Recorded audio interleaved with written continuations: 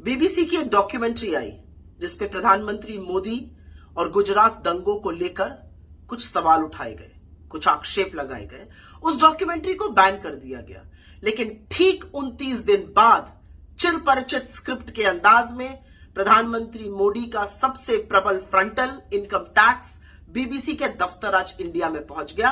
कहते हैं रेड नहीं हुई, हमने सर्वे किया। आपने जो भी किया, आपने दुनिया को दिखा दिया कि आप वाकई में बौखलाए हुए हैं, घबराए हुए हैं, क्योंकि जो आपने किया है वो एक घबराया हुआ तानाशाही करता है। This is how people react when they panic.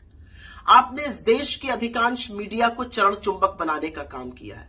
आप उनसे कहिएगा बैठ जाओ तो वो लौटने को तैयार है। लेकिन अब आपने जो बीबीसी के साथ किया है वो आपका असली चाल चरित्र और चेहरा दिखाता है। वो दिखाता है कि 22 अप्रैल 2014 को जब गुजरात के मुख्यमंत्री और इस देश की प्रधानमंत्री बनने की होड़ में नरेंद्र मोदी ने कहा था कि मीडिया स्वतंत्र होना चाहिए, मीडिया को डरना नहीं चाहिए, और अगर कभी मीडिया डरा तो मैं उनके साथ खड़ा रहूंगा। आपके एक्शंस उसके बिल्कुल विपरीत हैं।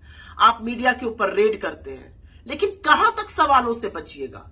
इस पूरे देश पर आप इनकम टैक्स की और ईडी की और सीबीआई की रेड करा दीजिएगा। आज देश आपसे कुछ सवाल पूछ रहा है, चाहे वो अडानी पर हो, चाहे वो बेरोजगारी पर हो, चाहे वो महंगाई पर हो, चाहे वो गरीबी पर हो, चाहे वो आर्थिक असमानता पर हो, चाहे वो बुलडोजर चलाने वाली उन सरकारों पर हो जिसको आप तथाकथित डबल इंजन की कहते हैं। लेकिन आप पर अब मुझे तरस आने लगा है, क्योंकि आप एक बौखलाए हुए, घबराए हुए तानाशाह हैं। What you're doing, Mr. Modi, is what people do when they panic. I pity you. मुझे तरस आता है आप पर कि आपको बीबीसी के दफ्तर पर एक रेड और एक सर्च, जो भी आप कहना चाहिए, करानी पड़ी, क्योंकि सवालों से आप बौखला गए थे। लेकिन ये सवाल तो देश पूछ रहा है और जवाब तो आपको देना ही पड़ेगा।